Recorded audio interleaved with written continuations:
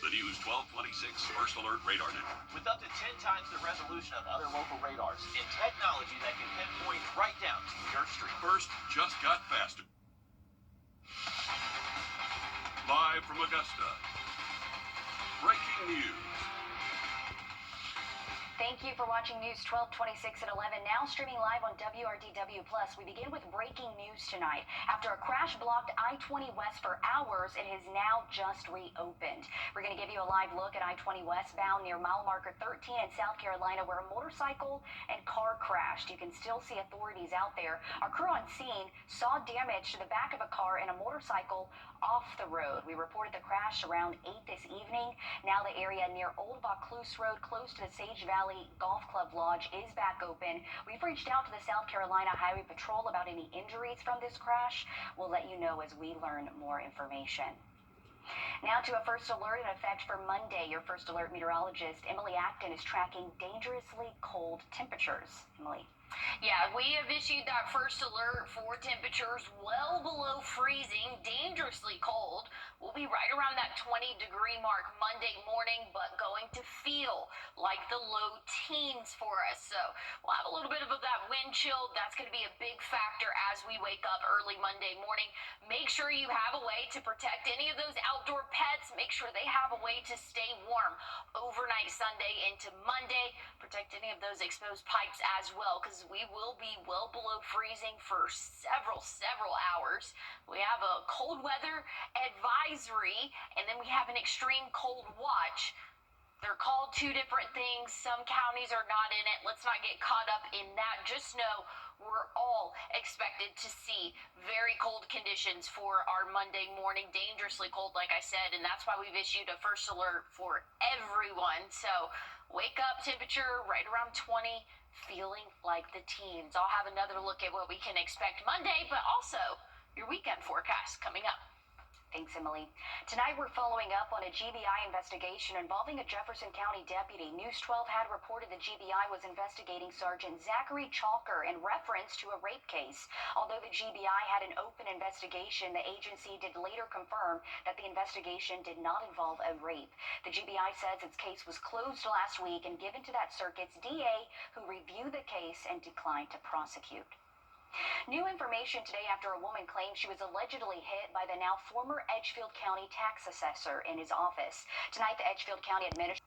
Developing today, a suspect has been arrested and charged with injuring a police officer. 31-year-old Ronnie Mazzell is charged with assault and battery, among other charges. SLED says he was one of two people in a Honda Accord believed to be trying to pass counterfeit money at stores. SLED says it led to a traffic stop where Mazzell tried to escape on West Church Street when he hit one officer with the car. A second officer shot into the car, hitting Mazzell and another suspect. The officer and both suspects were taken to the hospital. Now to the shocking acid attack at a popular park in Savannah that appears to be random. A woman is hospitalized, covered in burns at the Augusta Burn Center as police search for a person of interest. Aaron Gilchrist has the details. Tonight, a Georgia woman suffering horrifying chemical burns after being attacked in a popular Savannah park. Photos from her hospital bed showing bandages around her entire head. We spoke to her son and best friend who've been by her bedside. I don't know that I'll ever be able to unhear just the terror in her voice. Police say the attack happened around 8 Wednesday night as Ashley Wasilewski walked through Forsyth Park after a church program.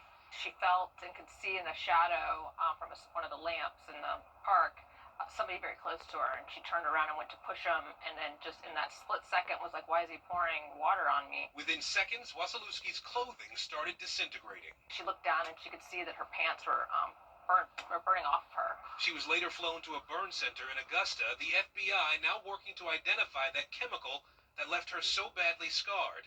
Savannah's mayor posting this photo of what he calls a person of interest, asking the public to help identify him. Forsyth Park is an iconic tourist attraction. Forsyth Park, even featured in films like 1997's Midnight in the Garden of Good and Evil. Savannah police now stepping up patrols at parks across the city and saying that based on their initial investigation, the victim does not know her attacker. We have no evidence that this is part of a larger pattern. Meanwhile, Wasilewski's friends and family are focused on her mental and physical recovery. Having someone sneak up behind you at random is going to follow her for a while. I mean, it's going to be hard to to deal with, and there's going to be some traumatic response to it. Aaron Gilchrist, NBC News, Augusta, Georgia. Just heartbreaking situation. We're wishing her the best. Hopefully a speedy recovery. Thankful for our Augusta Burn Center right here at home that's able to help her. Well, since June, kids have gone without their after-school safe space. The Dream Academy in Grovetown had to pause their program due to delays in federal funding. But today, firefighters made sure these children knew someone still cares with a Christmas shopping trip they'll never forget. Your Ethan Hunter is live in the studio, and Ethan, you captured it all on camera. Yeah, and you can see it on their faces the moment that they walked into Walmart, just pure joy. These kids haven't been together since summer when the Dream Academy had to close its doors. But today, Columbia County firefighters brought them all back and gave them an experience they'll carry long after the holidays. Collectible cars At the Walmart in Evans, WWE wrestling ring with action figures. it would be hard to find a happier group of kids. I'm thankful for what I'm getting right now. For Khalil, this is a dream.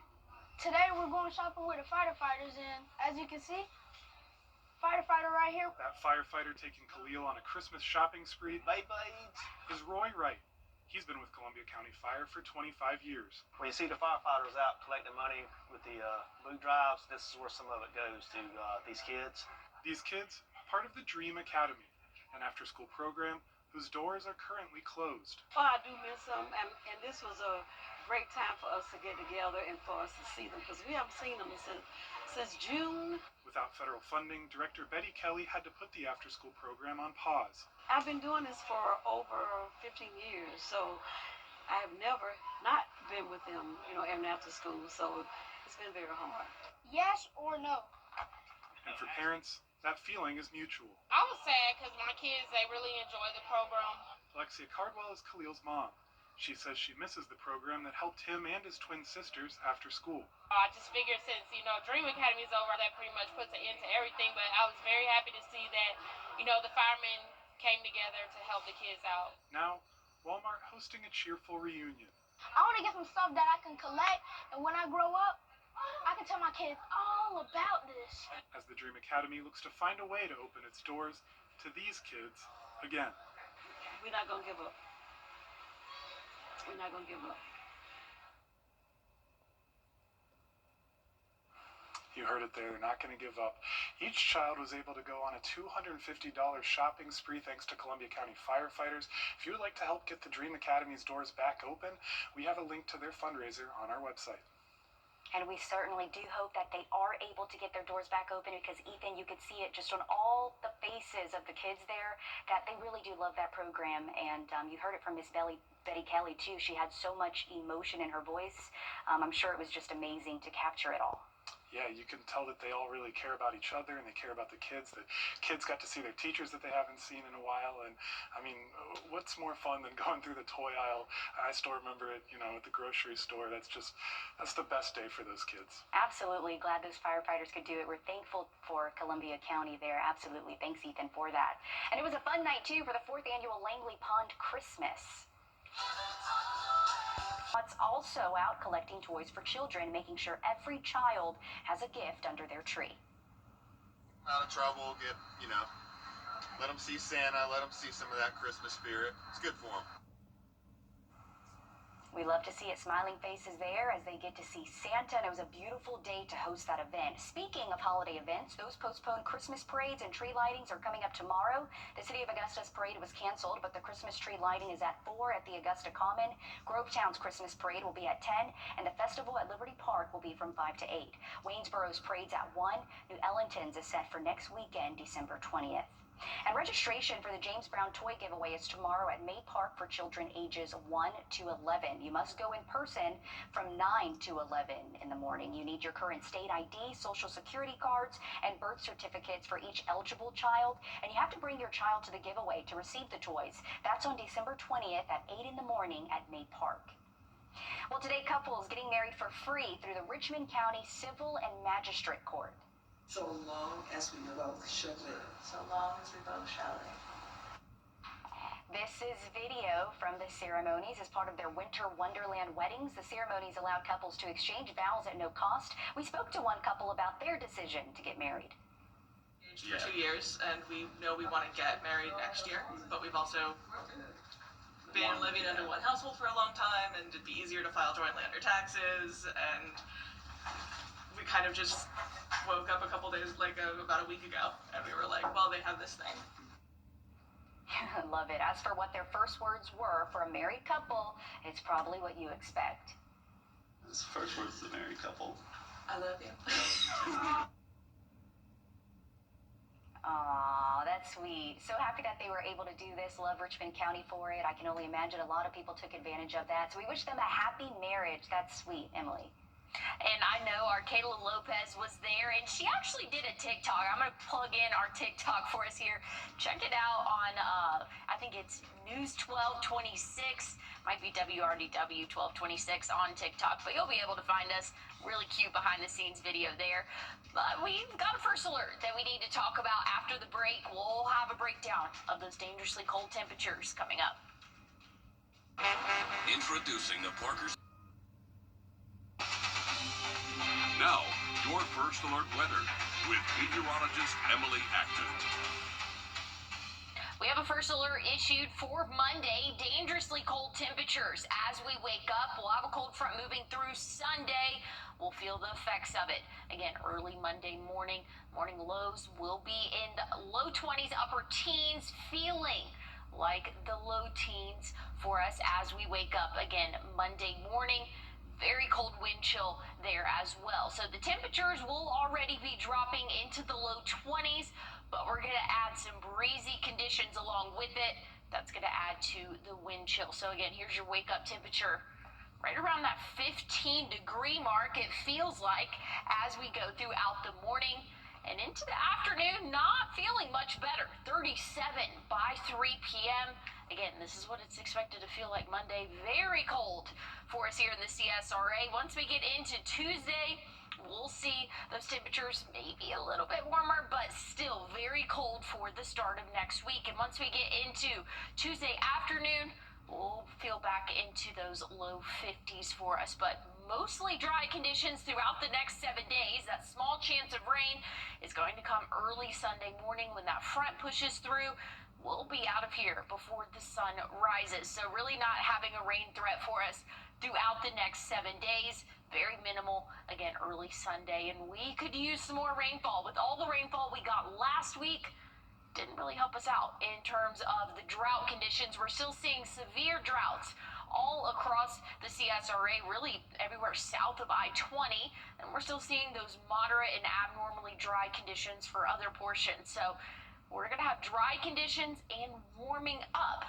Again, we do have that first alert for those freezing temperatures, well below freezing, on Monday. But by the end of the week, that's going to be a thing of the past. Warmer than normal once we get into the end of next week. And that'll lead into our Christmas week as well.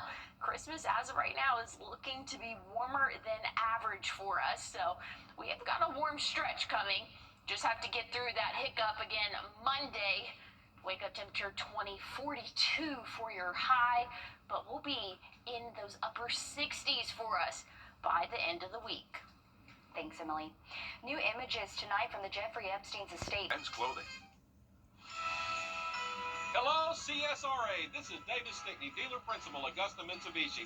Last month, we ran our Wishbone Special. That's right, our Wishbone Special. We were able to donate over 70 turkeys to the Golden Harvest Food Bank. This is my wife, Catherine, and I'm David. And from our family to yours, we want to wish you a very happy Thanksgiving and a very Merry Christmas. Augusta Mitsubishi, powered by deals, fueled by freedom. You know, there's millions of people. First Alert Radar, powered by Jim Hudson Automotive Group. On your sideline, sponsored by Chandler Law Firm.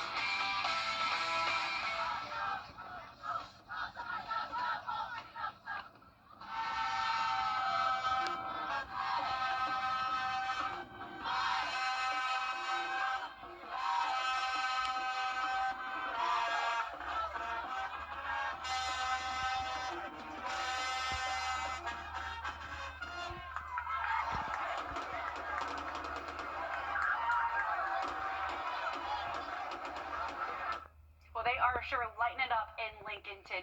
That should be enough pep to hold on to until Monday afternoon. That's when the first Red Devil team in 19 years will compete for a state title. For now, they'll soak in the moment, enjoy it while they can before that curtain comes up on the season finale. This is where the biggest game of a Red Devil's young life will be played. It's what Lincolnton hangs their hat on and makes Friday night sing. You don't get to do this very often, and it may not ever happen again. When you get a little run down, when you get a little worn out, you just have to back up a little bit and just count your blessings and know it is a privilege, and we have to treat it that way. The road officially coming to a fork. Winners to the left, runner-ups to the right. It's one well traveled by the boys in red, though it hasn't had a fresh paint job since 2006. Well, there's a little bit of bloodline there, and I'm sure they're being challenged at home to do what Daddy did back in the day. It's a team that just hits different. I think when we came back in January last year, we were on a mission to try to get here, and here we are, and let's see if we can finish. This is Lincoln County, unbeaten, undeterred. What a joy. What a privilege to get a chance to practice during state championship week. And it is a privilege. It is a privilege. There were 60 schools at the start of the year, and there's only 2 left, and we're one of the 2. With the hope to lead as number 1. Well, this postseason run has been every bit of a showstopper. The defense only giving up a score per game on average, 2 shutout wins in the postseason. But the best part, on the sidelines watching over it all, the guy who won 11 state championships, now getting a front row seat to his former assistant as he tries to become the first since Larry Campbell to bring a title back to Lincolnton. And one of Larry Campbell's 11 back in 1989, the Red Devils, along with Georgia great Garrison Hearst, beating Bowden for the Class A title. Have Coach Campbell around means the world to me. I'm glad he feels comfortable coming around. He built this place. He built this place. He has a lot of sweat in this place, and he doesn't want to see it go backwards. And, that's the pressure I have on me. I don't want to let him down. I don't. He means the world to me, and he always has.